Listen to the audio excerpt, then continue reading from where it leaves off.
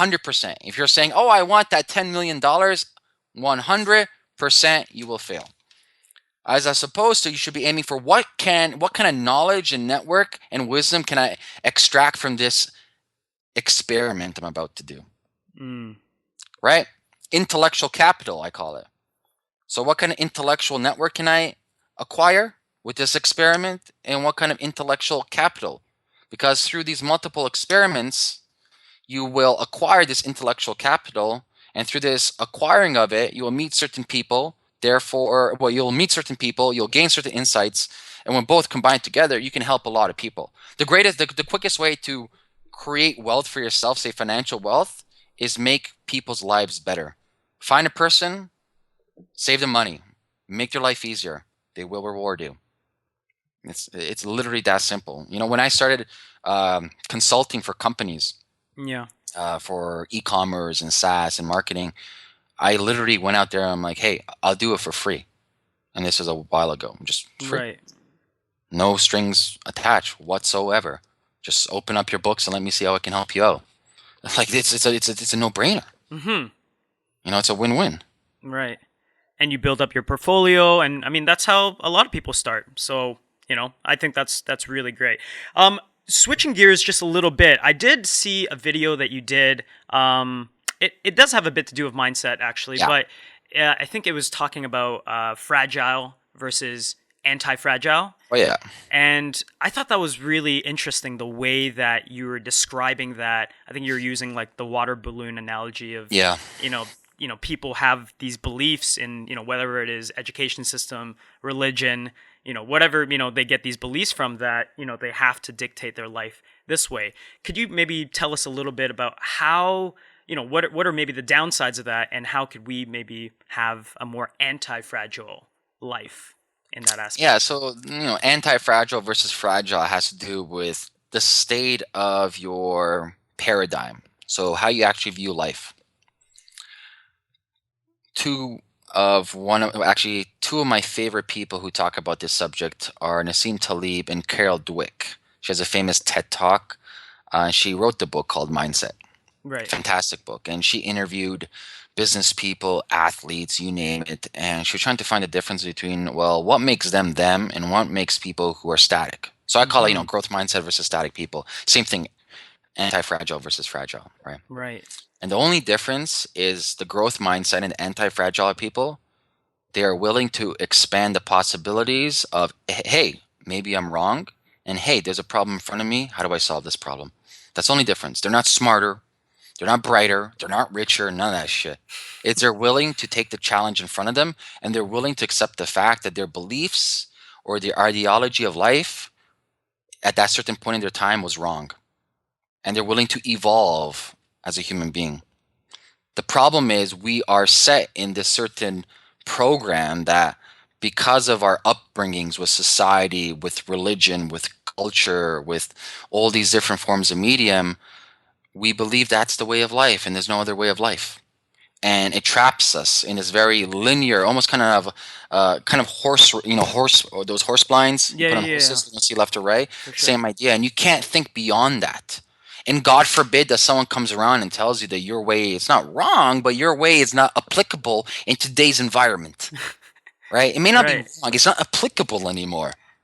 So either you learn to grow and learn to overcome the problem and challenge in front of you, or has Darwin said it before, survival of not the fittest or strongest or smartest, survival of the most adaptable. Right. Yep. The anti-fragile people, the growth mindset people will overcome you. And how do you get to this position? I don't know. I think each person has an individual journey. I'm not here to tell you I know the answers. I'm here to tell you personally what worked for me is trying more things in life and thinking outside the box. The great question you can ask yourself is, what if? What if I did this? What if I'm wrong? What if the world was like this? So thinking of paradoxical situations that you can put yourself into kind of stretches your mind and makes you think differently. I suppose, oh yeah, I know I'm right for sure. Yeah, yeah, yeah. My way of thinking has to be right. Really? You really think that way? Are you kidding me? Right? Right. So always think that you, and it goes back to Schrodinger cat, quantum physics. It goes back to superpositioning, even goes back to Bruce Lee saying, be like water. It all depends on how you view life. From, say, you can view life from this angle, that angle. It will alter reality. Everybody has a different reality. Your reality is different from my reality. So going back to Schrodinger's cat, is classical experimentation, is a cat dead or alive? I don't know. The only way to find out is open the box. So I open the box. Am I staring at it? Is a cat dead or alive? That's exact nanosecond. You never know until I focus on that one point in time. Right. Same thing with wave particle theory. Is it a wave or is it a particle for the electron? Both. Superpositioning is both. It all depends on when I view at it. How am I viewing it and how my mind perceives it. You perceive it as a wave. I perceive it as an electron, as a particle. But we're both right or wrong? No. It all depends on it. You are actually both right, tell you the truth. Right. So that's a trippy thing. People can't realize that there's a million different forms of reality out there that everybody is correct but not correct exact same time. And I think the more open you are to the world and the universe and how everything kind of fits in together, so chaos theory, I think the more you are willing to accept that the more you know, the more you really fucking don't know. You know what I mean? Like a lot of people, they pull up their fucking smarty pants and they're like, "Oh yeah, I know everything." I'm like, "My God, you know nothing, bro." Right. And I find myself every day, the more I learn, the more I know, I just keep on like hitting myself in the head and realize the more I fucking don't know. Right. Yeah. Yeah. You know what I mean? Like I really, really don't know. Well, And it's it's awesome. It's kind of refreshing. and in the beginning, I think it's hard because you have this ego, and you're coming from a position of, I've done all this stuff, whatever your accomplishments might be. Yeah. I've read all these books, maybe, whatever whatever you've accomplished. But the second, there's that great saying, it's like every expert starts out as a student. And Yeah. the second you believe that you are the expert, it's the second that you're going to lose. Hmm. Because I don't even know where I heard that saying, but it's so true, because you have to constantly be studying. And just like you said, it's not the strongest or the smartest that wins. It's really the one who's most willing to adapt and to create the right perception. So, We can look at what's going on in the world today. And, I don't know when this is being aired, but the unfortunate events that happened in Paris. yeah. And we can go on a complete different tangent and talk about conspiracy and politics, but we won't go that way. However, we'll address something happening. It's a very black and white divide with some people, not everybody, that they are pointing out that this religion is evil, that religion is good. I'm like, do you really think the world is that black and white? I always tell people it's that crystal clear, A or B. Right? There's Right. no other alphabets, right? So C doesn't exist, D doesn't exist, E doesn't have, none of that exists, just A or B. And people are very linear in that aspect. Same thing with yes or no. Mm-hmm. When you ask for a person, the yes or no, well, there's there's different mediums of yes, there's different mediums of no, there's maybes, right? You have many different options. And that's just as a society, too many of us are closed-minded, and this leads to fear, this leads to hate, this leads Mm, to bigotry, this leads to us hating each other as neighbors. Think about that. The model is divide and conquer at the end of the day. Forget fighting us directly. Let me hate Jay and fight him instead, right? So I fight my own neighbor. right. That's insane, right? So the more open-minded you are to all different experiences in the world and mixing different cultures together and religions. I don't believe in, for me, I'm not a religious person. I think religion as a foundation is very dangerous. I'm not hating on religion as an entity. I just don't like religion as a foundational tool.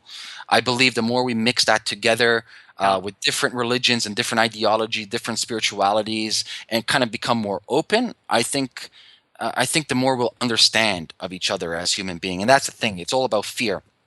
Fear is our superpower, and fear is in business too. And fear is all around us.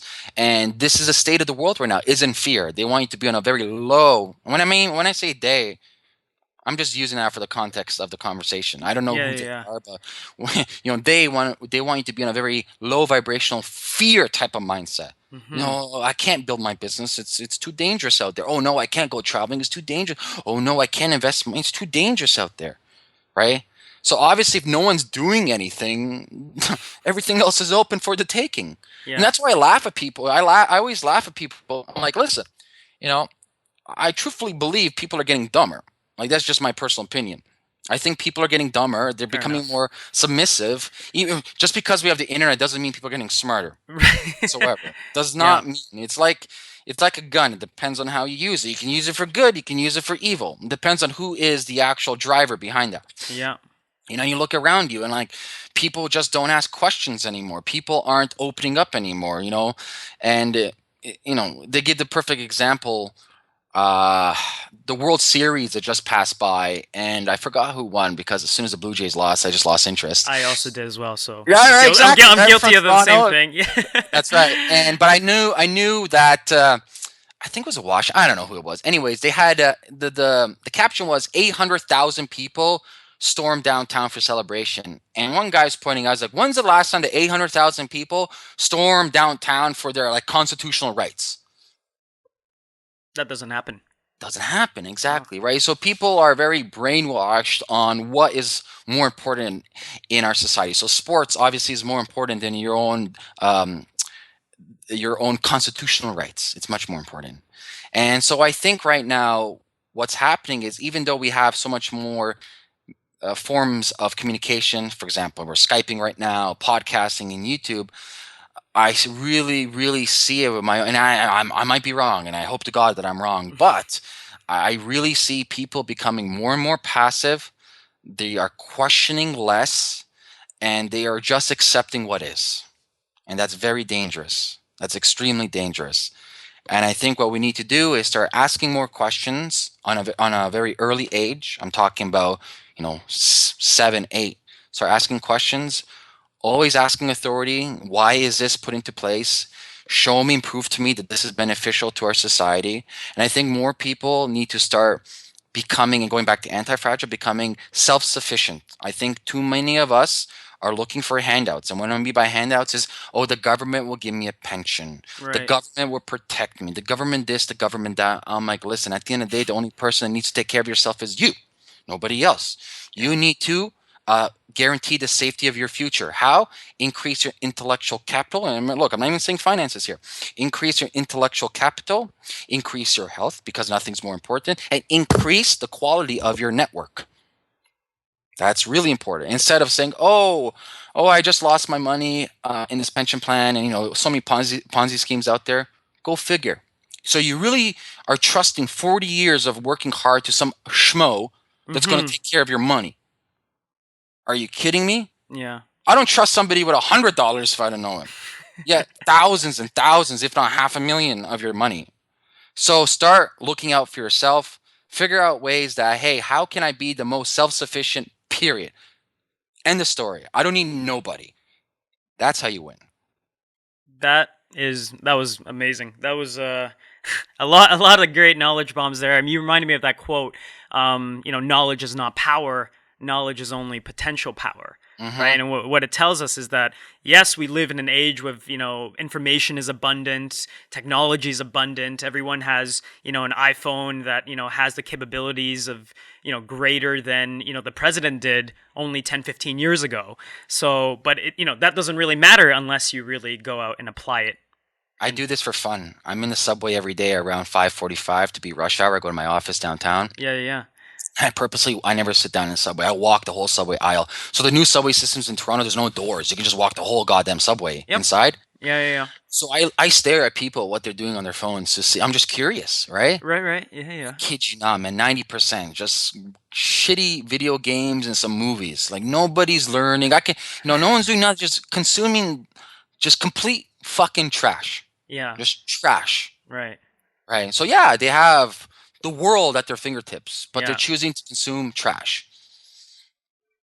It's interesting because I was living in I think you know this, but I was living in Shanghai for a period, Mm-hmm. and in Korea as well. And over there in the subway system, you have access to internet, Yeah, Wi-Fi. and yeah, they have Wi-Fi and everything. So everybody would be watching shows. And they would be doing it on their iPad, and their phones are big, different brands of phones that I wasn't familiar with, but everyone was doing it, and it was even more abundant because Wi-Fi was on the subway. Yeah, yeah.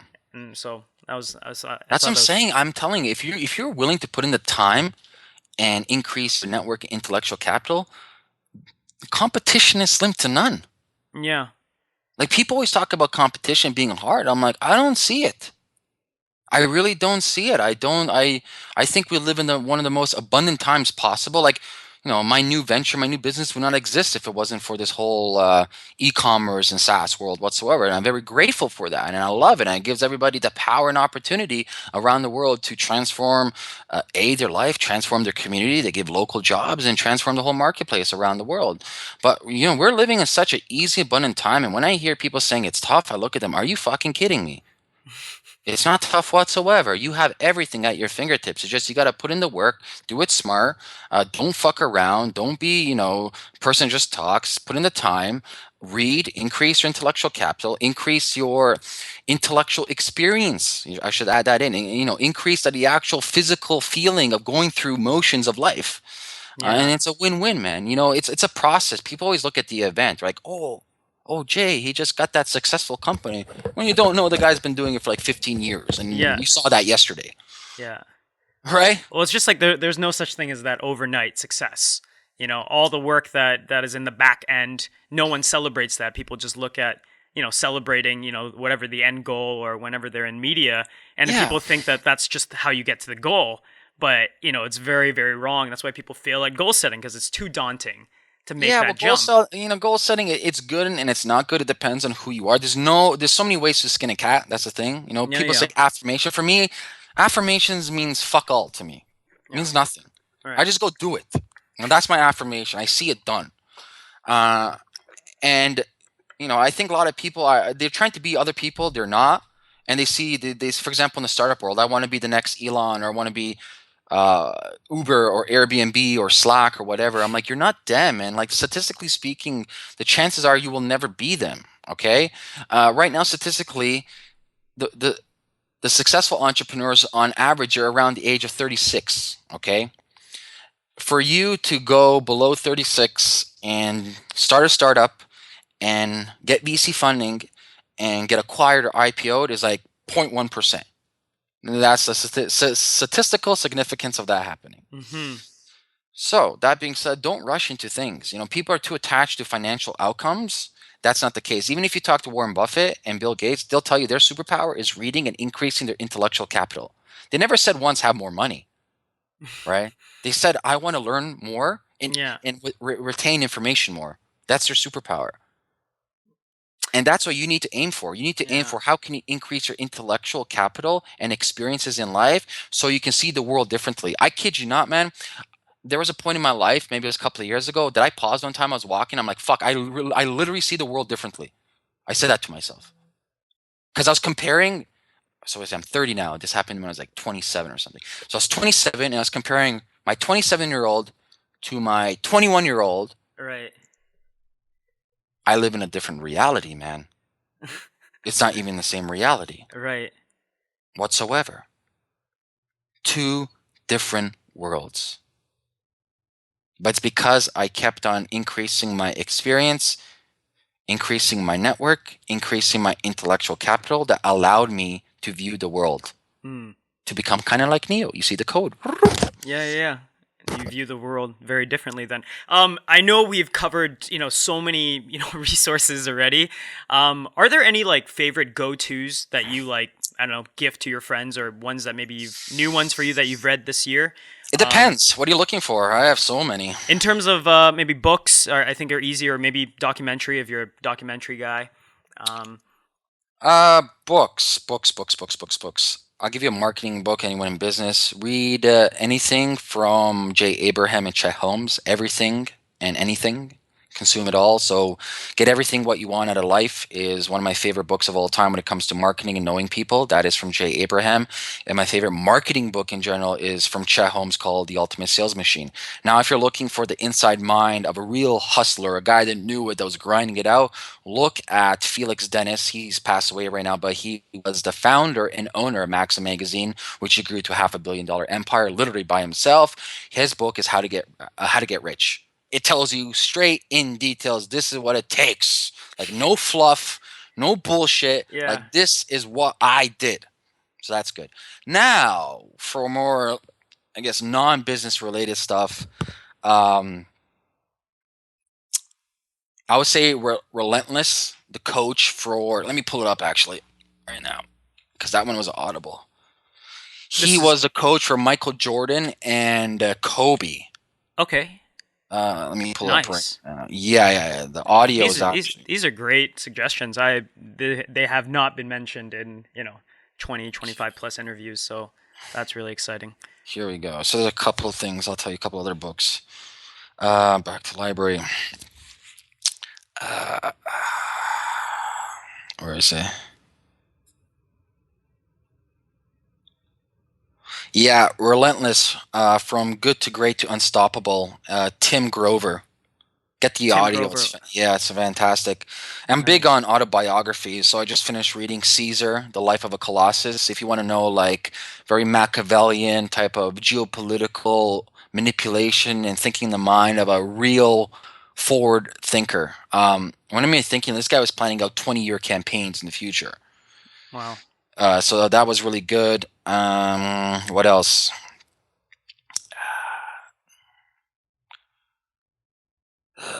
The fish that ate the whale.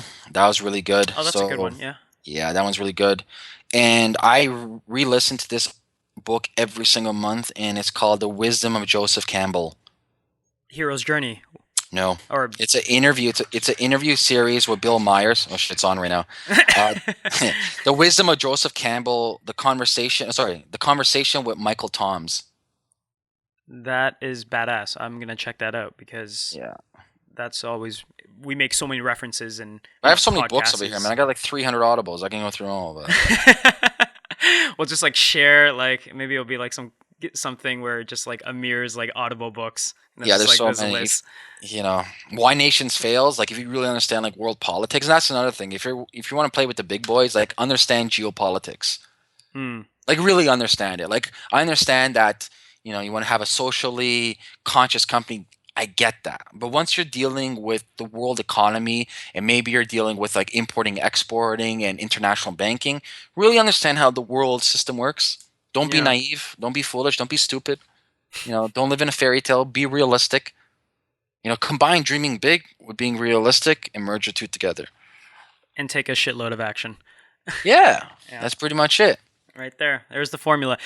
So last question I ask every guest on the show. I mean, there's some serious suggestions there. I really, really, thought this interview was educational, myself and the listeners. So when you hear the word change maker, Yeah. what comes to mind, and what is maybe your definition of someone who wants to be a change maker or who is a change maker? A change maker. Someone who is and is going to alter and create his or own reality, period. Is somebody who is willing to transform the paradigm of their life, is willing to say no to what the society and the world tells them to live a certain way, is willing to manifest and create through action taking on a daily basis a life that A, they're proud of, B, yes, financially wealthy, and C, a life uh, having the opportunity, so with the finances, having an opportunity Mm-hmm. to help others. Because with this with this new engineered life, you have the resources now. I want to say to give back. I don't like giving back. Once again, that is more that's like the deserve mentality. Give back. It's the whole saying, do you teach a man how to fish or you give a man a fish? Right. So I'm not about giving back. I don't give back. I empower. That's a big difference between giving and empowering. When you actually show somebody the way to create it from scratch, that's power. So you don't give anybody anything. Remember the first law of thermodynamics, you cannot destroy energy whatsoever. So for Yeah. everything that you give, it has to transmute to something else. Right. So that's going back to the whole thing with giving cheese or a cracker to a mouse. It keeps on coming back because no, there's more cheese there. Sure. Yeah. Yeah. I don't want to give people cheese. I want to give them the kitchen to make cheese and teach them how to make cheese. Yeah. So they're self-sufficient. So giving back is empowering people with knowledge, fusing that with action. and the rest is easy. And this is why certain charities don't work, because you're giving them cheese always. This is why certain foundations don't work, because you're always giving them cheese, right? They're not I don't building need. out that kitchen. You need to build the kitchen. You need to teach them how to become engineers. Simple as that. So imagine we go around the world. For example, let's say it's a big movement in Africa for education. And cool, we build the actual facility to house the schooling. But at the end of the day, we also teach them, listen, we'll use the internet, we'll use modern day technology, we'll show them, well, this is how you can fundraise your own money, build your own houses, build your own structures, build your own school of thought. That at the end of the day, you don't need me coming back year to year. Instead, I'm here to support your initiative. Not me coming here to just help you. It's me supporting you. You control the initiative, right? Same thing with food banks, right? Why don't we teach them how to survive on themselves? Cheese, they go back because it goes back to Pavlovian habits. They're used to the fact that they can get free food. Food is kind of shit, to tell you the truth, but they're trained that way, right? Trained that way. That's the thing. It's Pavlovian. It's trained that way. Instead of what happens, we open up a center to empower them. Forget the food for a second. I will teach you tangible skills that you can utilize on a day-to-day basis to create wealth for yourself. So we have to get out of this mentality of handouts and cheese handouts to empowerment.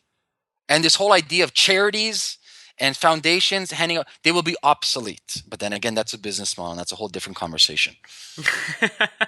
Well, I don't know. This has been absolutely amazing. So maybe we'll have to do a part 2 at some point. For the listeners that want to, learn more about you, follow, your philosophies and see more of your work, if they're entrepreneurs or, what have you, where can they find you? Where can they follow you? The best thing right now is I moved all operations to growth48.com, and you can check me out on YouTube, just my name, Ameer Rosic, so AMEER ROSIC, or shoot me a tweet message, and I'll reply back at AmeerRosic.com. That is really cool. Ameer, thank you so much for spending some time with us, talking about mindset, and I mean, we covered a lot here, but I feel like there's so many different resources for people to, get in and try to improve and be self-sufficient in their own lives. So thank you so much for taking the time and being with us today. My pleasure, Jay.